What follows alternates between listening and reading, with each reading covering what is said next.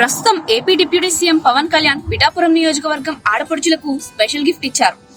సొంత డబ్బుతో సామూహిక వరలక్ష్మి వ్రతాలు చేసుకునేందుకు 12,000 మందికి చీరలు, వ్రత పూజ సామాగ్రి ఇవ్వడం జరిగింది.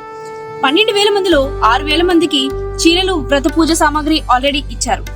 ఈ రోజు మరో 6,000 మందికి బహుమతులను అందజేయనున్నారు.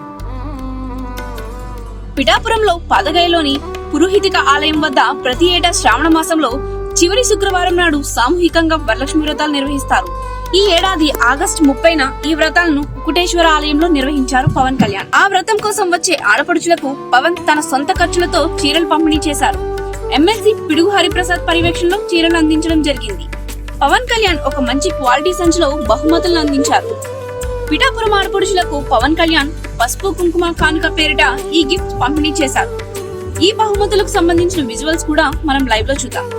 12,000 చీరల్లో 6,000 చీరలను పసుపు కుంకుమ పేరిట అమ్మవారి ప్రసాదంగా ఆలయం దగ్గర పూజ ముగిసిన వెంటనే అందించారు. మిగిలిన చీరలను స్థానిక ఎమ్మెల్యే చేబ్రోలు పార్టీ కార్యాలయంలో ఆడపడుచులకు పంపిణీ చేస్తున్నారు. వరలక్ష్మి వ్రతం కోసం ఆలయంలో భారీ ఏర్పాట్లు చేశారు. ఈ ఏడాది ఆలయం దగ్గర మరింత విశాలమైన స్థలాన్ని ఆడపడుచులకు అందుబాటులో ఉంచారు. మొత్తం 3 టీములుగా మహిళలు ఈ వ్రతాన్ని చేసుకున్నారు.